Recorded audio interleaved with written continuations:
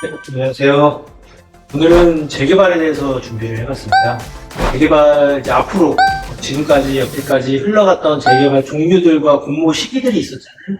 그러면 이제 올 하반기부터 시작해서 내년까지 공모의 시기들, 그 종류별 언제쯤 다시 또 공모를 할 거고 발표를 할 거고 또 그에 따라서 우리는 어떻게 준비를 해야 되는지 거기에 대해서 제가 얘기를 한번 해보려고 해요.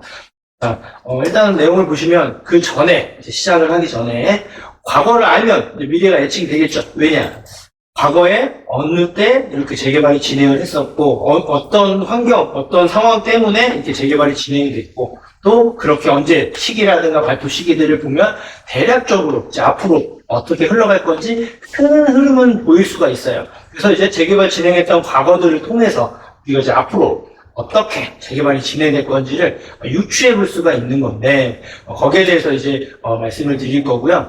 간략하게 표로 남길 수 있는 부분들은 표로 정리를 해봤고 아니면 순서도로 이렇게 표현을 해봤는데 며칠 전에 구독자분 한 분께서 이런 얘기를 하시더라고요. 정 부장님, 저는 이게 볼 시간이 없고 매번 보기가 좀 쉽지가 않은 상황이라서 보통은 저녁 준비하면서 이제 구독을 하고 있는데 보지는 못하고 말로 듣기만 한데 그런데 이제 얘기를 보니까 봐야지만 알 수 있는 내용들을 이렇게 세부적으로 얘기를 안 해서 혹시 가능하다면 듣기 편하게 좀 세부적으로 얘기하면서 설명해 줄 수 있었으면 좋겠습니다라고 언지를 해주셨더라고요. 그래서 오늘 표를 통해서도 보여주지만 듣기만 하셔도 충분히 이해할 수 있고 받아들일 수 있는 그렇게 차분하게 디테일하게 설명을 한번 드려볼까 합니다. 어려운 내용은 아니니까 꼼꼼히 하나씩 들으시면 분명히 알기 쉽게 와닿으실 수 있으실 거예요. 자, 일단 표를 보면 이제 뭐가 이렇게 굉장히 많죠. 근데 이제 여기서 뭘 보는 건 아니고 종류가 어떤 게 있구나, 그리고 공모는 언제 했었고 발표는 언제 했냐를 보시면 되는데 하나씩 제가 이제 하나씩 설명을 해드릴게요. 최근 한 2, 3년간의 기준을 잡고 제가 재개발 종류별, 이제 시기별 어떻게 흘러갔는지를 체크를 이렇게 한 페이지에 이게 담아냈는데요. 처음에 이제 공공 재개발이 이제 1차, 2차, 3차까지 하긴 했지만 보통 2차까지 공모를 하게 됐죠. 그거를 2020년 9월부터 2021년 초까지 발표까지 공모와 발표를 같이 그 당시 했고 그 다음에 이제 인기를 끌었던 게 바로 신속통합 기획 민간 재개발입니다. 현재 1차까지만 후보지가 선정이 되어 있는 상황인데 그건 이제 공공재개발 이후에 2021년 9월에 공모를 했죠. 그래서 12월에 발표가 됐습니다.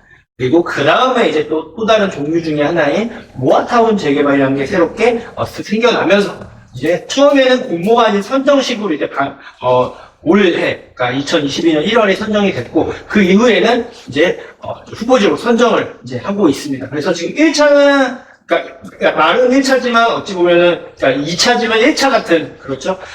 지금 1차 같은 경우는 이미, 선정을 7월에 했어요. 그리고 지금 끝나자마자 바로 공모를 받고 있어, 현재는 모아타운 2차 공모를 하고 있는 상황입니다. 올 10월에 발표한다고 예정이 되어 있고 자 다음은 그럼 여기에 맞춰서 어떻게 진행될까 이거를 찾아보시면 되거든요. 자, 그 전에 제가 이제 한번 유명묘연하게 재개발이 어떻게 과거가 흘러갔었는지를 한번 잡아드릴게요. 자, 일단 공공재개발이 제가 처음에 시작을 했다고 했는데 그 전에 추진을 어떻게 공공재개발이 생겨났고 왜 추진했는지에 대한 큰 배경 지식을 알고 있어야 됩니다. 2018년, 19년도쯤만 하더라도 이제 가격이 굉장히 많이 올라가 있는 상승기 중에 하나였고, 그 중에서도 대표적으로 신축에 대한 부동산 전체를 봤을 때 신축에 대한 상승이 굉장히 높았습니다. 그리고 그 중심에는 계속 이유가 공급이 부족할 것 같다라는 시그널이 몇 년 전부터 계속 나오고 있던 시기예요. 그런데 정부의 입장은 그 당시에는 문정부 시대였죠. 문정부 같은 경우는 모토가 이제 규제를 좀 강화하고 투기를 막는다는 게 이제 가장 큰 모토였습니다.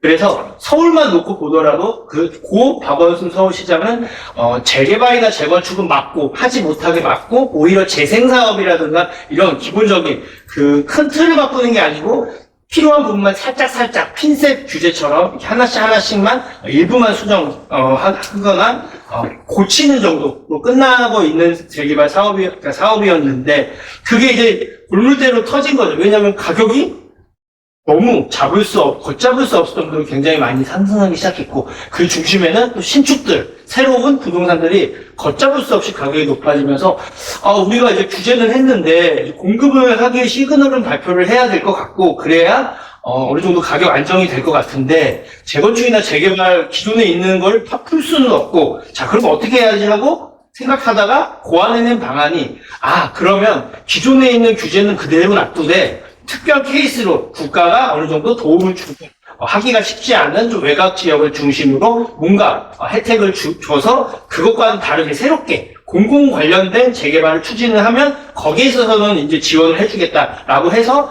처음에 공공재개발이 생겨나게 된 거예요. 그러니까 개발을 규제하고 이제 투기군을 막기 위한 요소가 있었는데 그로 인한 문제점들이 이제 보여지다 보니까 그 부분은 그대로 두면서 새롭게 그 부분하고 다른 공공재개발, 그 당시에 공공재개발도 있고 도시복합 공공사업이죠. 그것도 이제 새롭게 생겨나면서 그런 혜택을 주면서 초반에 인기를 좀 끌었습니다. 왜냐? 원래 하기 힘든데, 그래도 어느 정도 노후도가 조금이라도 벗어나 있어도 어느 정도 원하면 해줄 수 있고, 뭔가 약간, 공공 관련된 게 있다 보니까 뭐 임대라든가 약간의 이제, 나의 가지고 있는 재산의 일부분 좀 어느 정도 보여줘야 되는 우선적으로 줘야 되는 부분들이 있긴 하지만 그래도 안 됐었던 걸 풀어주니까 개발 바람이 불죠. 그리고 이 당시부터 또 권리산정에 관련돼서도 이제 이슈가 일어나기 시작한 게 권리산정리 같은 경우는 원래 대부분 구역 지정이 되거나 어느 정도 진행이 확실히 시되어 있을 때 이제 잡혀 있는 걸 생기지도 않았는데 미리 잡아놓기 시작하죠. 그런 논란들은 어쨌든 나중에도 좀 완화가 돼서 권리산정일이 바뀌긴 했지만 어쨌든 그 당시에는 상당히 인기를 끌었습니다. 자, 그렇게 1차가 성공을 하고 2차까지도 인기가 많았단 말이에요. 그리고 3차도 물론 진행을 하긴 했습니다만 공식적으로 서울만 놓고 봤을 때 2차까지 진행을 하고 도중에 공공재개발이 인기가 시들시들해집니다. 그 사이에 무슨 일이 있었냐? 바로 2021년도에 서울시장 재보궐선거가 있었죠. 거기서 그 당시에 이제 야당이 바뀌게 된 거죠. 이제 현재 오세훈 서울시장께서 그 당시에 재보궐선거에서 당선이 되는 바람에 기조가 완전 바뀌게 된 거예요. 왜냐하면 그 당시에 지금은 여당이지만 그 당시에 야당은 오히려 규제를 풀고 자유시장에 맡기자라는 주의였고 거기에 이제 해당 사항이 굉장히 커서 오히려 공급을 늘려서 개발을 하겠다는 큰 모토를 가지고 있었거든요.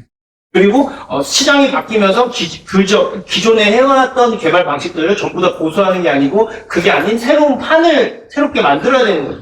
본인의 기준에 부합하는. 그래서 기존에 있었던 개발 방식을 버리고 새롭게 오세훈표 재개발이라 불리는 개발 사업을 시작을 하게 된 겁니다.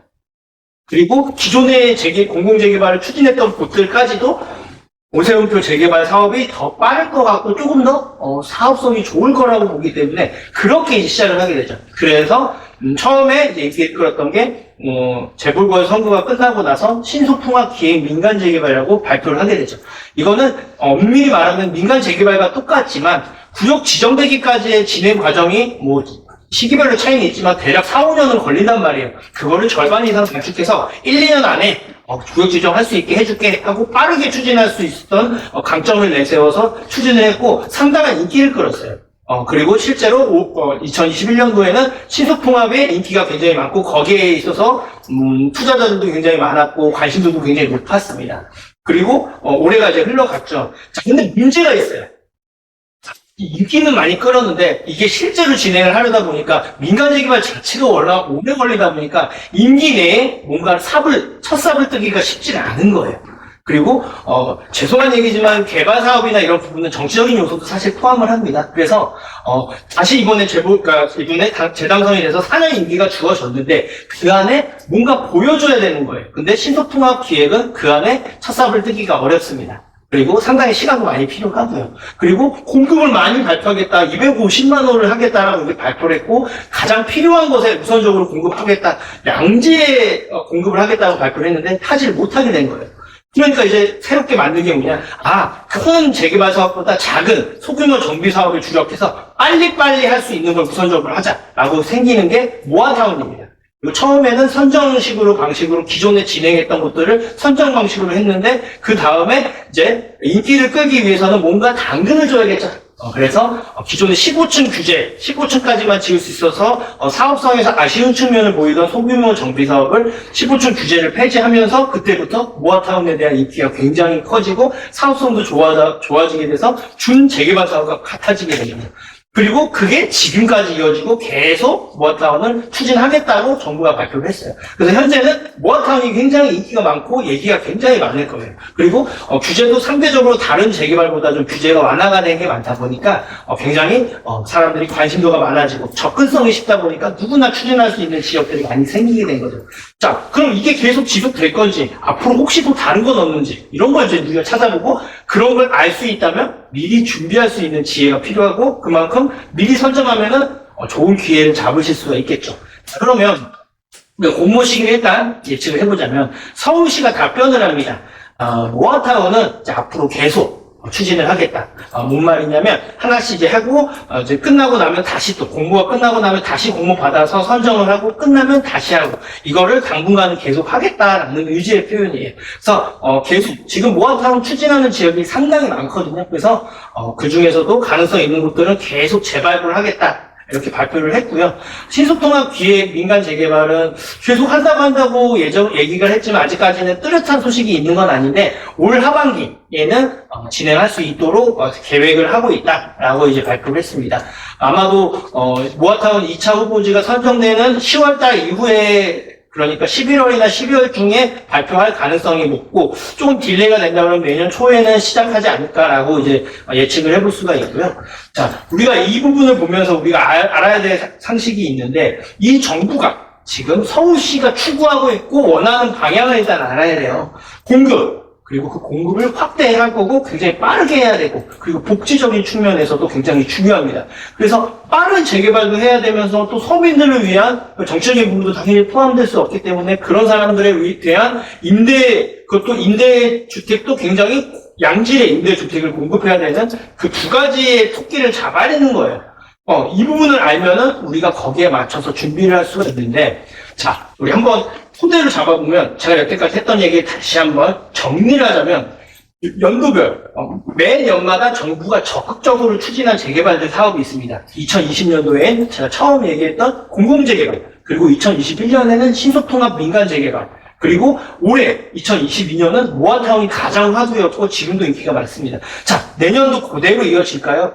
저는 이 부분들은 진행을 하지만 이 안에서 지금 이것만으로는 공급이 부족하단 말이에요. 그리고 엄청 빠르게 진행하기가 쉽지가 않기 때문에 그 부분에 있어서 조금 더 혜택을 주면서 또 다른 또 재개발을 또 할 수 있는 그런 정책을 하나 그러니까 그런 재개발 사업이 또 유망해질 거다. 이렇게 저는 예측을 합니다. 자, 그게 뭐냐? 역세권 개발입니다. 예전에 역세권 개발은 예전부터 있었어요. 역세권 시프트라는 개념으로도 자리를 잡았고 실질적으로 근데 진행되는 경우가 많지가 않았는데 용적률 제한도 좀 어느 정도 500%까지 상향을 시키고 임대료도 좀 낮추고 해서 최근에는 작년부터 조금 이제 역세권 시프트가 알려지기 시작했죠. 그래서 역세권 개발이 좀 화두긴 한데 최근에 또 용적률을 최대 700%까지 올리고 그런 얘기로 인해서 최근에 또 다시 이제 각광을 받기 시작합니다. 이게 좋은 장점이 뭐냐면요. 양질의 지역 역세권 역 근처에 있는 그 입지 좋은 곳에 공급은 늘리면서 복지, 임대 비율도 40%까지 늘어나거든. 40%까지 임대를 늘어난 세대만큼 40%가 임대가 늘어나는 건 그 국가의 다른 서민들을 위한 임대 공급을 할 때도 굉장히 유리하고 좋은 측면이 있어요. 그것도 양질의 임대를 줄 수 있는 부분. 이런 공급과 복지, 제가 아까 서두에 뭐라 그랬죠? 정부는 특히나 서울시는 공급과 복지를 모두 다 노리는 그것도 빠르게 추진할 수 있는 사업을 원하고 그걸 계속 방침을 세우고 계속 추진을 할 건데 그거 모든 거에 부합하는 게 역세권 개발이라는 거예요. 이 두 가지 모두를 잡을 수 있는 개발 사업이기 때문에 올 하반기부터 내년까지는 역세권 개발이 대세가 될 가능성이 굉장히 높다. 이렇게 말씀을 드립니다. 자, 재개발은 이렇게 흘러갈 겁니다.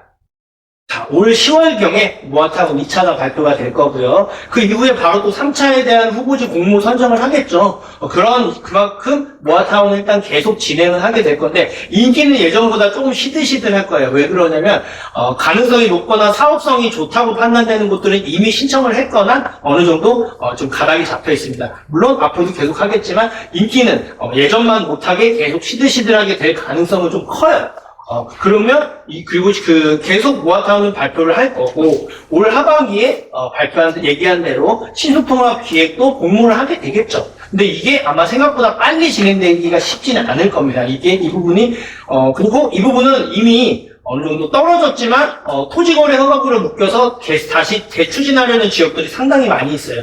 그런 것들을 2022년과 2023년까지 해주고 나면은 아마 이제 1차적인 2023년까지로 한정되어 있는 개발 사업이다 보니까 그 이후에는 다시 재편될 가능성이 큽니다. 그리고 여기는 현재 기준을 말씀드리면 소액 투자 접근이 힘든 지역이죠. 실거주도 의무적으로 해야 되고. 하지만 어쨌든 올 하반기에서 내년 초쯤엔 신속통합도 진행을 할 거고, 그리고 이제 보안타운 이것만으로 제가 아까 부족하다고 말씀드렸잖아요. 공급도 부족할 거고 속도도 굉장히 좀 빨리 진행되기가 수월치 않기 때문에 약속했던 공급 늘리는 거에 대해서 좀 부족한 부분이 있어요.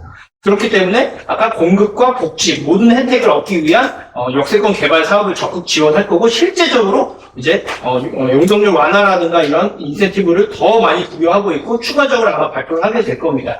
자, 우리는 그러면 이 내용을 알고 있기 때문에 앞으로 어떻게 진행해야 될까만 보면 되거든요. 정부가 이제 적극 추진하고 앞으로 또 지원을 할 거란 말이에요. 그리고 이미 인센티브도 줬어요. 우리가 한번 돌아가서 과거를 한번 보면요.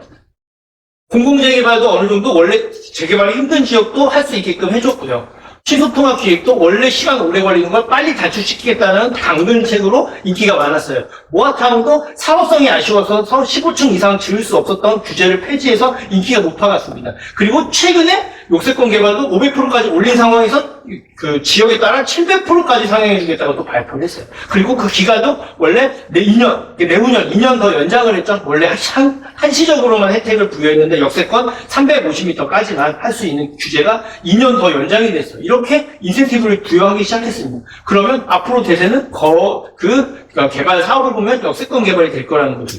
자, 여기서 우리가 알 수 있는 내용이 뭐냐면 역세권 재개발이 이제 토대가 이제 앞으로 또 다른 이슈가 되겠네. 그리고 여기에 맞춰서 우리는 역세권 개발을 준비를 해야 되겠네까지는 알겠는데, 그러면 여기서 우리는 어디를 준비해야 되냐? 내 자산 상태를 맞춰야겠지만 내 자산 상태에 맞게끔 여력이 좀 있다 그러면 재개발 현재 추진하는 곳들, 동의서를 받고 있는다던가 주민 설명회까지 끝난 그런 어느 정도 눈에 보이는 그런 지역을 하셔야 될 거고요. 아마 서울 안에서도 지금 그런 지역 몇 군데가 있지가 않을 거예요. 그런 지역을 가거나 아니면 내 자금이 부족하다 그러면 모아타운이나 이렇게 역세권 개발을 할 수 있는 그런 노후도가 어느 정도 형성되어 있고 재개발 가능성이 있는 곳에 선점해서 들어가야 되는 필요성이 있는 겁니다.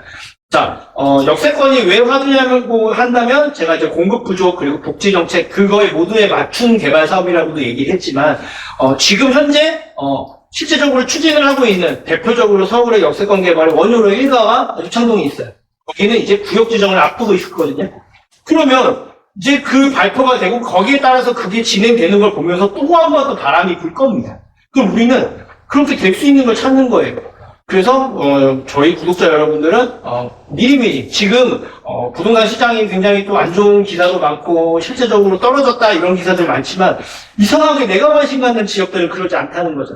그리고 남들이 관심 갖고 싶어하는 지역, 그리고 이렇게 개발 이슈라든가 뭔가 변화가 예정되어 있는 곳들은 가격이 계속 상승할 수밖에 없습니다. 그렇기 때문에 기회가 있으신 분들, 준비를 하신 분들은 미리미리 선점해서 이렇게 뭔가 좋은 지역에 좋은 부동산을 선점하시기를 추천을 드리고 결정 내리기 전에 항상 물어보시면 저희가 괜찮다 안 괜찮다 더 다른 대안이 있다 없다 정도는 답변을 드릴 수 있으니까 편하게 연락 주시면 되시고, 이번 올 하반기부터 내년까지는 우리 구독자 여러분 재개발 사업에 관심이 있다고 한다면 역세권 개발이 주 목적이고 역세권 개발이 앞으로 화두가 될 거고 당분간은 가장 인기가 될 거다라는 말씀 꼭 드리면서 다음 이 시간에도 더 좋은 내용으로 더 좋은 모습으로 인사드리도록 하겠습니다. 감사합니다.